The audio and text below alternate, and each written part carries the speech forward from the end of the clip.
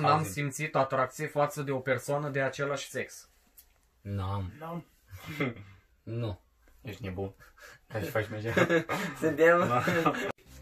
Salutare și bine v-am găsit la un nou vlog. Numele meu este Daniel, după cum știți, și sunt aici cu nimeni altul decât Gabriel, după cum mă știți din alte vloguri. Din alte vloguri ale mele. Am ales în seara aceasta să facem acest vlog, ne-am adunat, pentru că la vlogul cu Battlefield Challenge la partea a doua, mi s-a scris în comentarii să fac un vlog cu prietenii mei, N-am, la cererea lui George Niculescu. Bun. Și eu vreau să mă țin de promisiuni și vreau să vă ascult în totul pe voi, pentru că țin cont mult de voi, voi sunteți familia mea de pe YouTube și mi-ați indicat să fac cât mai multe vloguri cu Gabriel. Și am să țin cont și de această părere. Și Maria Florina, după cum știți, mi-a dat în comentarii să fac și Smash Or. Bun. Și voi face și acest vlog, promit, dar în vlogurile ce urmează. Dar am zis înainte să fac primul vlog, că așa mi s-a cerut, N-am și după o să vină și Smash Or Pesh. Urmează prima întrebare. Haideți să auzim. N-am vomitat de la băutură. Păi eu unul am vomitat la băutură. Și eu mă feresc să spun? Am. Nu numai o dată. De mai multe ori. Așa. Da. Și eu țin minte că am venit odată, mi-am pus ligheanul jos lângă pat și dă-i. Eu n-am mai apucat să pun ligheanul. Eu m-am dat afară tot. Mă trezeam din 5, nu știu, din 5-10 minute. Nu mă punem pe pat și să bătec camera cu mine. Da, la fel, pare. Și am zis că nu mai beau. Bun, haideți să treceți, să nu vă țin mult, să nu vă plictisim, la următoarea întrebare. N-am consumat marihuana. Întrebarea cu numărul 2, da? N-am consumat marihuana, nici n-am consumat marihuana, eu nu fumez. Nici eu la fel și nu vreau să strâng eu sănătatea pentru ce? Pentru experiențe din asta pe care după ori să-mi fac rău, deci n-am. Deci suntem foarte sinceri, vreau să fiți și tu sincer, Gabriel. Eu vă zic cu mâna pe mine că sunt foarte sincer și sper să... Eu la fel. Bun. Și să vă placă acest vlog. A treia întrebare, mai departe. N-am avut o aventură de o noapte. Băi, aici e cu întrebare cu virgule. Aici e cu virgule, nu știu. Dar după cum am zis că sincer, mă jur. Am avut o aventură de noapte, a fost frumos. Deci eu n-am. E bun, e bun. El a avut doar relații serioase, bravo. Doar relații serioase atât. Deci asta a fost faza că deci mă jur. Că n-am avut relații serioase. Da. Acum că am, nu mai scomișor. Așa. Mai departe, a treia întrebare. N-am băut alcool înainte de a împlini 18 ani. De mic copil. Ți-am amintit că făceam asta, cum îi spune, vinul cu bunicul, știi? Da. Mă duceam la aia și o creație de vin. Și vorbești, domnule, ajungem acasă, eram... Mor, mai ales că erai și copil. Eram mort. Era și copil, știi? Și da. mai repede. Na, dai seama, nu știu învăța. Deci am. Atunci te antrenai? Da. Bun. N-am fumat. Păi, N-am fumat. N-am fumat, nu fumez. Nici electronică. De fumat am fumat și vă zic sincer, la vârsta de 7 ani, fumam chiștoace de pe jos, luam de la băieții mai mari, mă jur, luam de la băieții mai mari chiștoace care le aruncau și eram curios eu, ce să aflu, cum să folosesc asta. Și mă ascundeam după un stâlp în fața blocului și fumam chiștoacea alea, până ce mi-a prins o vecină și m-a dus de mână la mama și de atunci am bătut mama. Doamne, de atunci era mai pus țigară în gură și mă gândesc dar n-am fumat la genul ăla țigară sau ceva, mă prosteam. Cu ai, probabil, la modul m-a surprins și maică mea, deci într-adevăr, am. Făceam din hârtie, știi?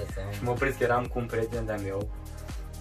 Și stăteam în căpița lui Fân, știi? Și tot facem chestii și a venit maică sa. Și după aia m-a luat din mână, m-a luat din amândoi. Pe el l-a trimis acasă. Și pe mine m-a dus la maică mea. Și m-a făcut așa bine, deci am, într-adevăr. Continuăm cu întrebarea numărul 6. Zi. N-am scuipat persoana cu care purtam un dialog. Din nefericire mi s-a întâmplat să scuip pe persoană, dar nu la genul ăla de a scuipa, pur și simplu mai pictorez, adică la fiecare se întâmplă. Dar am mai și primit, mai pot să chestia.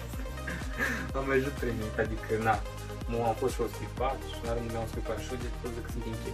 Da, spune tot, Am. scuipă tot, exact. Na. Bun, întrebarea cu numărul 7. N-am stat trează mai mult de 48 de ore. Na. N-am. Șoc. N-am. Nu, nu de cum, n-am. N-am stat mai mult de 48, adică nu pot să țin, adică Deci am mi se pare că școală, am serviciu mult. și îți dai seama, toate astea să adună și să... 20 Două- continui. Da, 24 am stat. 24, da, dar Am stat. 48, Da, 48 e 2 zile. nici Da, de cum. n-am. Da. Nici nu cred că am să stau. Vreodată. Vreodată. Întrebarea cu numărul 8. 8. Bun. N-am avariat mașina. N-am. Am. M-aș lua tata. Bă, Leu, de ce ai făcut? M-am dus în șanț. Deci După activitate. am izbit-o în ogradă de asta de poartă Vai, de capul. și în garaj. Ce ți-a făcut? Nu știu, am înțeles, na, eram la început Da. și... Na. Bun. Cam, da. Întrebarea cu Tati, numărul iartă-mă. 9. N-am fost dat afară dintr-un bar sau club. N-am, că eu sunt destul de fidel și îți băiețași cu minte. am, din păcate. N-am fost, da. Am, odată, Și... m-am luat pe acolo. da? Da, și mi-a dat tot ăla, din Ah. nu numai cu mine. Gen. Și am. N-am fost dat, că... Așa. Eu sunt băieț. Întrebarea cu numărul 10. N-am fost excitat într-un loc public de cineva. Bam, bam, bam, n-am. Omule, că eu sunt mai ofilit de asta, știi? Am fost excitat în loc public. Băi, dar nu s-o văzut. Nu s-o văzut, da. Erai numai la cotitură, eh? Profesoara de engleză, știi? Ah. Bun. În clasă. Ah. Nu s-o eram în bancă. Ah. În bancă s-a întâmplat. Da. În Năucica. Nu reușesc. Deci Bun. am fost. N-am. Bun. Întrebarea cu numărul 11. 11. N-am făcut baie în piscină îmbrăcat. Am. Sincer, am. N-am făcut La cineva acasă. N-am îmbrăcat, adică tricou și toate chestii. Am sărit așa deodată, de Ah, nebuneală, nebuneală. buf! Îmbrăcat cu, Da. bine, era vară. Pantalon scurs și tricou. Da. Și după m-am dezbrăcat. N-am. Bun. Întrebarea 12. N-am simțit atracție față de o persoană de același sex. Hai, întrebarea cu numărul 12. N-am simțit atracție față de o persoană de același sex. N-am. Nu. Ești nebun. Ca și faci merge. Suntem? N-am. N-am. Bun. Întrebarea cu numărul 13. 13. N-am donat sânge. Am. N-am. Asta e ceva ce ține de mine? N-am.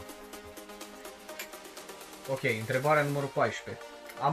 N-am avut o boală cu transmitere sexuală. N-am. Și acum ultima întrebare. Întrebarea cu numărul 15. Da. 15. N-am uitat numele unei persoane cu care m-am culcat.